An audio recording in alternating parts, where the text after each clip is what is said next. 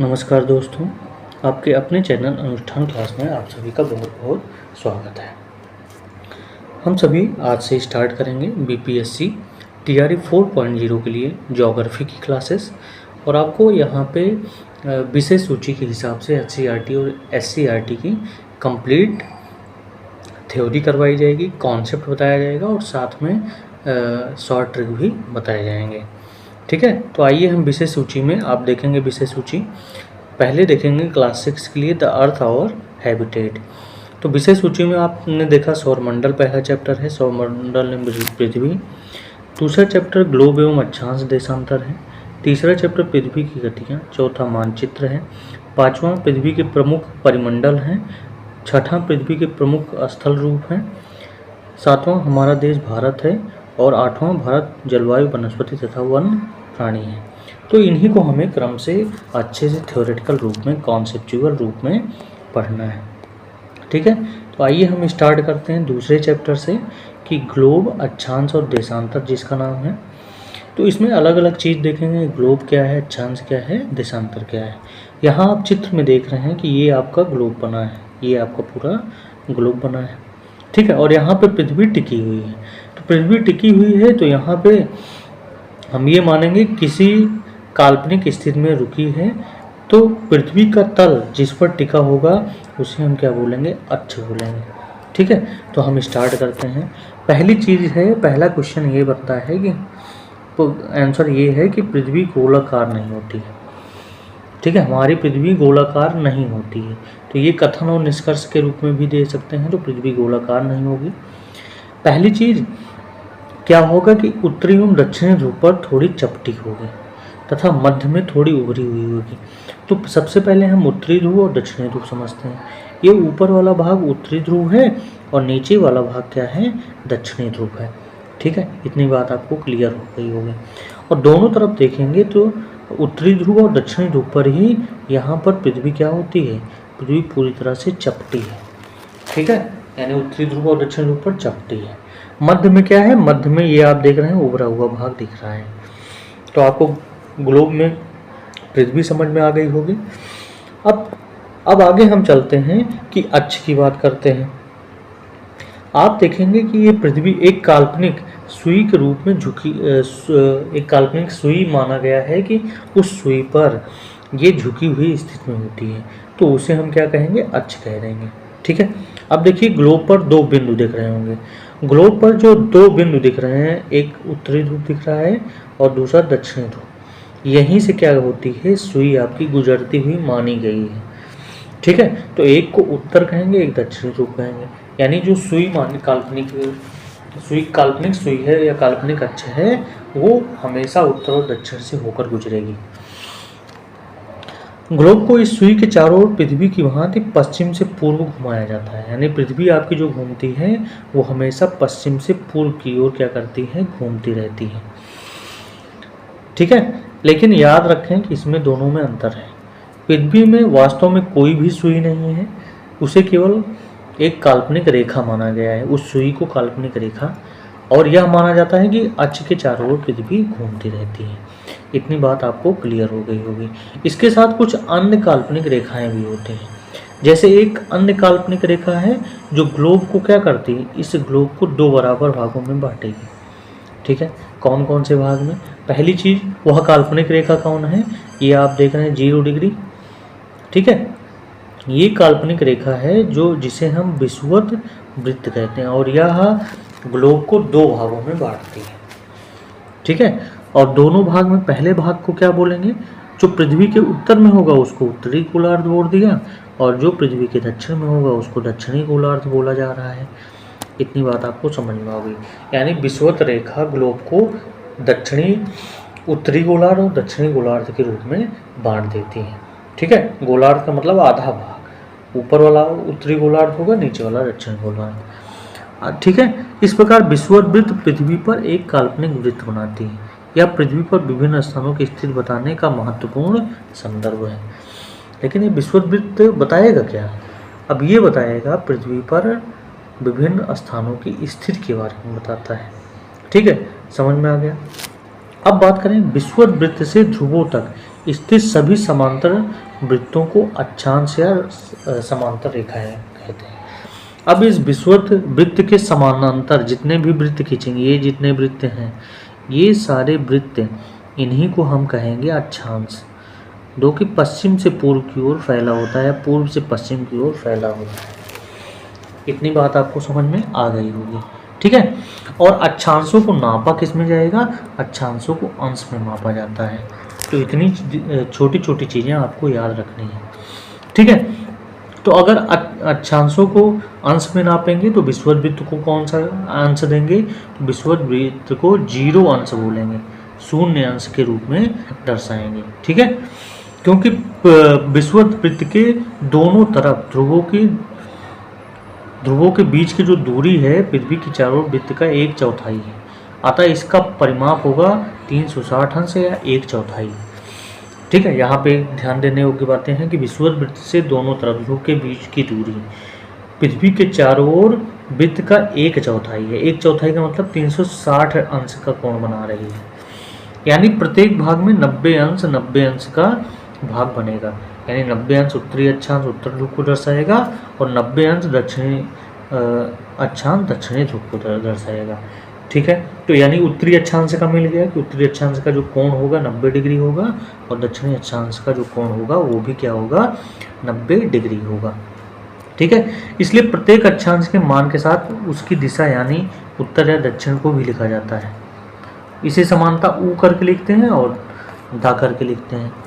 अब बात करते हैं कि किस प्रकार से अंतर है।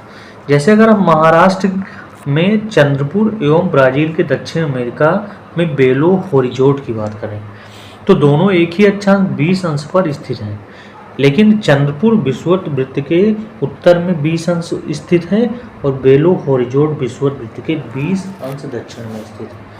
कभी कभी क्वेश्चन पूछ सकता है कि ब्राज़ील दक्षिण अमेरिका जो है उसका बेलो होरिजोन स्थान कितने अंश पर स्थित है और किस दिशा में है? तो वो होगा 20 अंश दक्षिण में स्थित होगा। इसलिए हम क्या कहेंगे? इसीलिए हम चंद्रपुर को 20 डिग्री उत्तरी अक्षांश बोलते हैं और बेलो होरिजोंटे को 20 डिग्री दक्षिण अक्षांश मानते हैं, ठीक है। अब जैसे जैसे हम विषुवत वृत्त से दूर जाएंगे, मतलब सबसे बड़ी अगर इसमें वृत्त की बात करें तो विषुवत वृत्त है, जैसे इससे दूर जाएंगे, इधर मान लीजिए उत्तरी गोलार्ध में हम चलते हैं, तो क्या होगा? अक्षांशों का आकार घटता जाएगा, ठीक है। क्या होगा? अक्षांशों का आकार घटता जाएगा। लेकिन अगर जैसे जैसे हम ध्रुव से विषुवत वृत्त की ओर आएंगे तो अक्षांशों का आकार बढ़ेगा। तो ये भी ध्यान में रखने की बातें हैं, ठीक है। अब यहाँ पे बात करेंगे कि विषुवत वृत्त को हमने 0 डिग्री नाम दे दिया, उत्तरी ध्रुव को 90 अंश उत्तरी अक्षांश बोल दिया और दक्षिणी ध्रुव को 90 डिग्री दक्षिणी अक्षांश बोल दिया, ठीक है। अब इनको इस अक्षांश रेखाओं को और भी अलग अलग भागों में बांटा गया है, यानी 4 भागों में फिर से बांटा गया है। किन किन भागों में? अब उसको हम देखते हैं, ठीक है। अब उत्तरी गोलार्ध में ये विषुवत रेखा आपको दिख रही है 0 डिग्री और इसके उत्तर में ये उत्तर है। तो उत्तरी गोलार्ध में कर्क रेखा को 23.5 डिग्री उत्तरी अक्षांश हम मानेंगे, ठीक है। फिर दक्षिणी गोलार्ध की तरफ चलें विषुवत वृत्त से ही, तो विषुवत वृत्त से 23.5 डिग्री दक्षिणी अक्षांश की ओर क्या कौन सी रेखा है? मकर रेखा है। कौन सी रेखा? मकर रेखा आपको दिख रही होगी। अगला पॉइंट है 2 भागों में बांट गया, अब तीसरा भाग हम बांटेंगे तो विषुवत वृत्त के 66.5 डिग्री, यानी विषुवत वृत्त से 66.5 डिग्री आपको मिलेगा उत्तर ध्रुव वृत्त, ठीक है। और विषुवत रेखा के 66.5 डिग्री दक्षिण में दक्षिणी ध्रुव वृत्त बनेगा। और ये दूरी ली जाएगी कहाँ से? ये दूरी ली जाएगी आपकी विषुवत वृत्त से। तो ये आप देख रहे हैं ये उत्तर ध्रुव वृत्त है और यहाँ पे ये दक्षिण ध्रुव वृत्त की बात हो गई, ठीक है। इसी के आधार पर अब हम पृथ्वी के ताप कटिबंधों की बात करेंगे, ठीक है। तो ताप कटिबंध का ये चित्र आपको बराबर दिखाई दे रहा है। तो अब देखिए कर्क रेखा और मकर रेखा दोनों के बीच में आप जानते हैं सूर्य वर्ष में एक बार दोपहर में सिर के ठीक ऊपर होता है इसलिए इस क्षेत्र में सबसे अधिक ऊष्मा प्राप्त होती है तथा इसे उष्णकटिबंध कहेंगे। कर्क रेखा और मकर रेखा वाला जो भाग है, बीच का जो भाग है, वहाँ पे सूर्य वर्ष में एक बार दोपहर में ऊपर की ओर पड़ती है, इसलिए सबसे अधिक ऊष्मा मिलती है वहाँ पे, इसीलिए उसको हमने नाम दिया है उष्णकटिबंधी। ठीक है। अब देखिए, कर्क रेखा तथा मकर रेखा के बाद किसी भी अक्षांश पर दोपहर का सूर्य कभी भी सिर के ऊपर नहीं पड़ता, इसलिए ध्रुव की तरफ सूर्य की किरणें तिरछी पड़ती हैं। अब जब उत्तरी गोलार्ध में सूर्य की किरणें तिरछी पड़ेंगी तो क्या होगा, तो उत्तरी गोलार्ध में कर्क रेखा एवं उत्तरी ध्रुव वृत्त तथा दक्षिणी गोलार्ध में मकर रेखा एवं दक्षिणी ध्रुव वृत्त के बीच वाले क्षेत्र का तापमान मध्यम होता है। ठीक है, यानी कर्क रेखा से उत्तर ध्रुव वृत्त की ओर उत्तरी अक्षांश में, यहाँ से, यानी ये कर्क रेखा और यहाँ से उत्तर ध्रुव वृत्त में, क्योंकि सूर्य की किरणें तिरछी पड़ती हैं तो आपका कलर भी दिख रहा है कि हल्का कलर यहाँ पे दिया गया है। तो यहाँ पे देखेंगे कि यहाँ पे सूर्य तिरछी पड़ती है, तो यहाँ पे जो तापमान होगा मध्यम तापमान होगा। ठीक है, और मध्यम तापमान होगा तो इस भाग को शीतोष्ण कटिबंध कहा जाएगा। क्या कहा जाएगा, शीतोष्ण कटिबंध। अगर दक्षिणी गोलार्ध में होगा तो शीतोष्ण कटिबंध कहा जाएगा। अब बात करें उत्तरी गोलार्ध में उत्तर ध्रुव वृत्त एवं उत्तरी ध्रुव तथा दक्षिणी गोलार्ध में दक्षिणी ध्रुव वृत्त एवं दक्षिणी ध्रुव के बीच के क्षेत्र में ठंड बहुत होती है। ऐसा क्यों होगा, क्योंकि यहाँ सूर्य स्थिति से ज़्यादा ऊपर नहीं आ पाती, यानी सीधे किरणें नहीं पड़ेंगी न तिरछी पड़ेंगी, तो इसलिए इसको शीत कटिबंध नाम दिया गया है। ठीक है, क्या नाम दिया गया है, शीत कटिबंध, यानी उत्तरी ध्रुव वृत्त और उत्तर ध्रुव, इन्हें शीत कटिबंध कहा गया है। तो अगर उत्तर में होगा तो उत्तरी शीत कटिबंध होगा और अगर दक्षिण भाग में होगा तो दक्षिणी शीत कटिबंध होगा। ठीक है, इतनी बात आपको समझ में आ गई होगी, क्लियर हुआ। अब बात करते हैं अक्षांश समानांतर। भूपृष्ठ पर किसी स्थान का अक्षांश उस स्थान की कोणीय दूरी है। अब अक्षांश समानांतर क्या है, अक्षांश जो होता है किसी भी भू आकृति की एक कोणीय दूरी होती है। क्या होती है, कोणीय दूरी, जो विषुवत वृत्त के उत्तर या दक्षिण यामोत्तर पर पृथ्वी के केंद्र से नापी जाएगी। ठीक है, पृथ्वी के केंद्र से ही उसका मापन किया जाएगा। एक ही अक्षांश पर स्थित स्थानों को मिलाने वाली रेखा समानांतर कहलाती है। अब एक ही अक्षांश पर स्थित स्थानों को क्या बोलेंगे, समांतर स्थान। अब देखिए, विषुवत वृत्त का मान 0 डिग्री है तथा ध्रुवों के अक्षांशों का मान 90 डिग्री एवं 90 डिग्री उत्तर और 90 डिग्री दक्षिण। अगर हम कुल अक्षांश रेखाओं की बात करें तो अक्षांश की बात करें तो एक तरफ 90 डिग्री बनेगा, एक तरफ 90, तो 9 9 18 180 होगा और बीच में एक विषुवत रेखा, तो 180 प्लस 1 181 जो अक्षांश रेखाएं हैं। ठीक है, अब देखिए, यदि अक्षांश समानांतरों को 1 डिग्री के अंतराल पर खींचते हैं तो उत्तरी एवं दक्षिणी दोनों गोलार्धों में 89 अक्षांश समानांतर होंगे। तो उस कंडीशन में अक्षांश समानांतरों की कुल संख्या 179 होगी, क्योंकि एक कम हो जाएगा जब 1 डिग्री के अंतराल पर हम रेखाएं खींचेंगे। ठीक है, समझ में आ गया। किसी स्थान की अवस्थित विषुवत वृत्त के उत्तर या दक्षिण में होने के स्थान पर अक्षांशों के मान के साथ उत्तरी और दक्षिणी ध्रुव लिखते हैं। ये बात हो गई। अब अक्षांश समानांतर, फिर से हम बात करेंगे, अक्षांश समानांतर की बात करेंगे। अब हम यदि पृथ्वी बिल्कुल गोल होती तो 1 डिग्री अक्षांश एक स्थिरांक होता और उस कंडीशन में जो पृथ्वी के प्रत्येक स्थान पर इसका मान 111 किलोमीटर होता है। ठीक है, अगर हम दूरी ज्ञात करें अक्षांश के आधार पर तो अक्षांश में 1 डिग्री 111 किलोमीटर के बराबर होता है। ये आप ध्यान रखिएगा। अगर हम 60 से इसके बीच में बात करें तो मान लीजिए 1 डिग्री का कोण बनेगा, तो 1 डिग्री कितने दूरी के बराबर होगी, 111 किलोमीटर के बराबर होगी। लेकिन विषुवत वृत्त से ध्रुवों की अक्षांशों की जो लंबाई है उसमें परिवर्तन होता है। अब विषुवत वृत्त पर अगर इस लंबाई की बात करेंगे 110.6 किलोमीटर होगी, लेकिन अगर ध्रुवों पर बात करें तो 111.7 किलोमीटर होती है। 1 डिग्री का मान अलग अलग स्थिति में अलग अलग। विषुवत अगर वृत्त की बात करेंगे तो 110.6 और अगर ध्रुवों पर बात करेंगे तो 111.7 किलोमीटर होगी। और इसी से क्या होता है, इसी से हम सूर्य की तुंगता एवं ध्रुव तारे की सहायता से इन अक्षांशों को निर्धारित किया जाता है। अब बात आती है देशांतर क्या है। ठीक है, तो देशांतर क्या है? किसी स्थान की स्थिति को बताने के लिए उस स्थान के अक्षांश के अतिरिक्त कुछ और जानकारियां भी पाई जाती हैं। ठीक है, अब देशांतर में हम कुछ बातों को पहले समझें। अगर हम बात करेंगे प्रशांत महासागर में स्थित टोंगा द्वीप की और हिंद महासागर में स्थित मॉरिशस द्वीप की, तो दोनों एक ही अक्षांश पर स्थित हैं, 20 डिग्री दक्षिणी पर स्थित हैं। उनकी सही स्थिति, लेकिन उनकी सही स्थिति जानने के लिए क्या हमें पता करना होगा कि उत्तर ध्रुव को दक्षिण ध्रुव से जोड़ने वाली जो रेखा है, ठीक है, वो पूर्व या पश्चिम की ओर इन स्थानों की दूरी कितनी है। तो अब यहाँ पे हमने बात किया उत्तर ध्रुव को दक्षिणी ध्रुव से जोड़ने वाली रेखा, इसी को हम बोलेंगे क्या? देशांतर रेखा। ठीक है, और अब देखिए इन रेखाओं को देशांतरी यामोत्तर कहते हैं, यानी जो उत्तर से दक्षिण की ओर आपने रेखा खींचा वो देशांतर रेखा है। और दो देशांतरों के बीच की जो दूरी होती है उसको हम अंशों में नापते हैं। प्रत्येक अंश को मिनट में तथा मिनट को सेकंड में विभाजित करके लिखा जाता है। ठीक है, ये भी क्या करते हैं, ये पूरे पृथ्वी को अर्धवृत्त आकार में काटते हैं।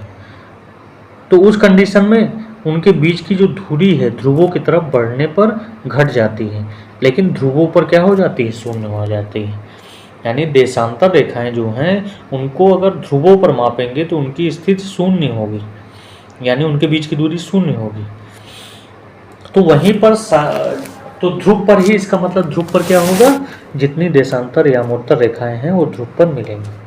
ठीक है, अब बात करेंगे कि अक्षांश रेखाओं से भिन्न सभी देशांतरी यामोत्तर की लंबाई क्या होती है? समान होती है, इसलिए उन्हें सिर्फ मुख्य संख्याओं में व्यक्त करना कठिन था।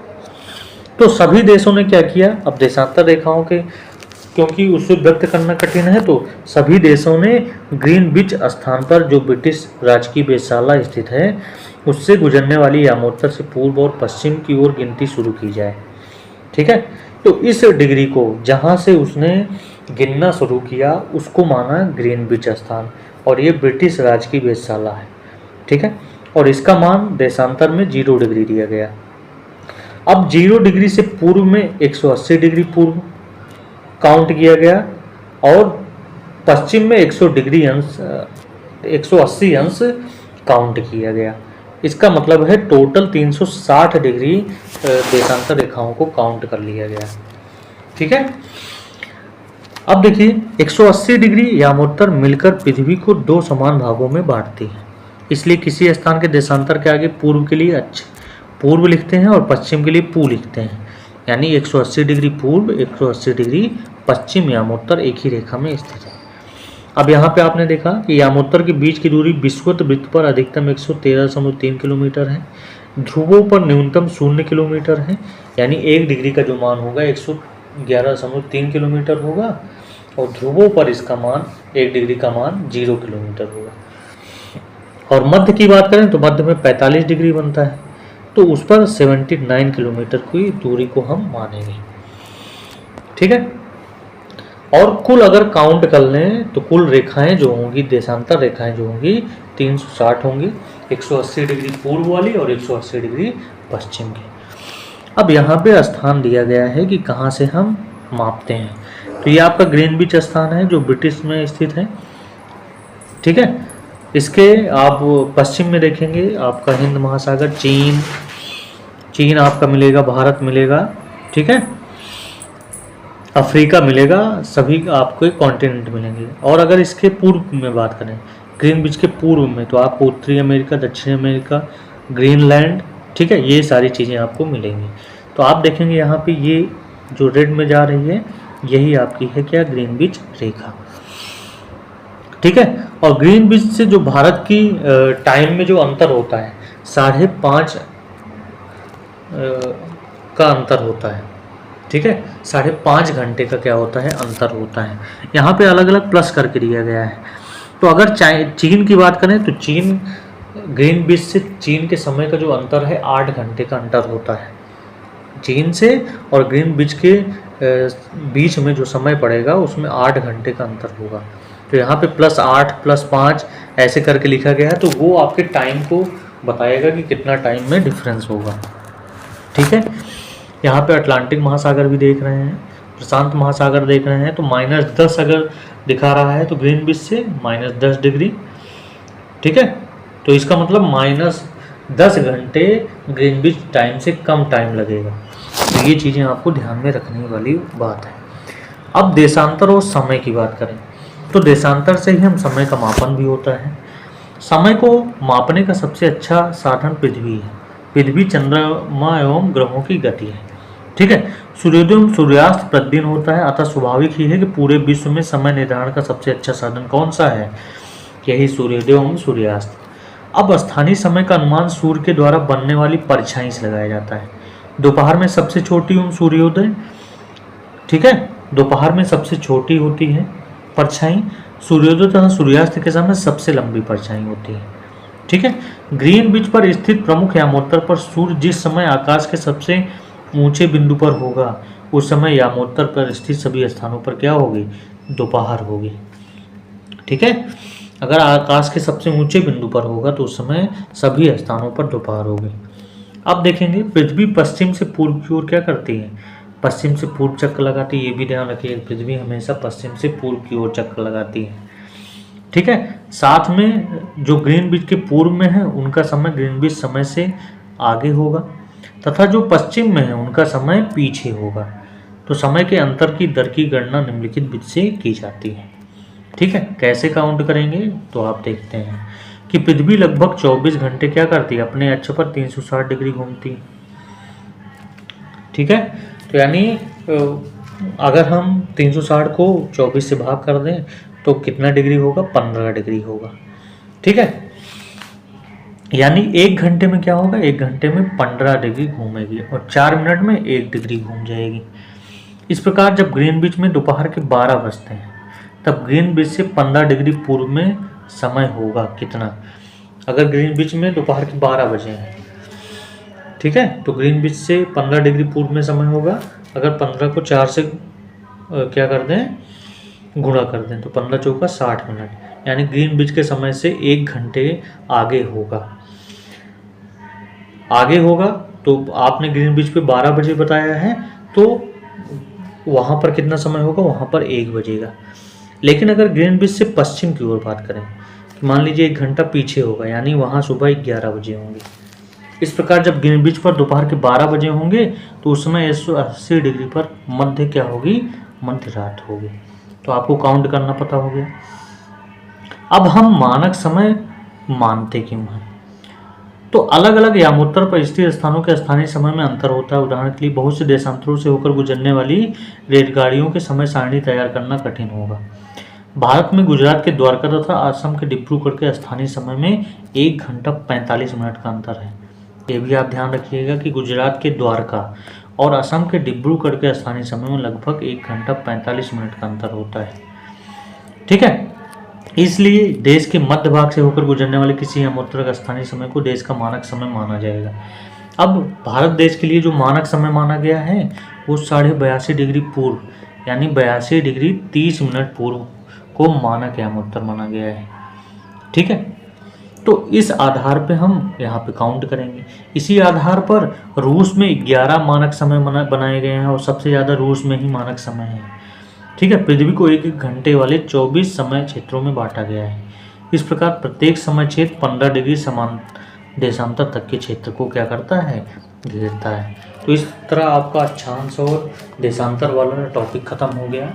एनसीईआरटी में आपको कुछ चीज़ें समझ में आ गई होंगी, कैसे समय काउंट करते हैं, क्या समय में अंतर होता है और कितनी रेखाएं होती हैं, ये सारी चीज़ें आपको ध्यान में होंगी।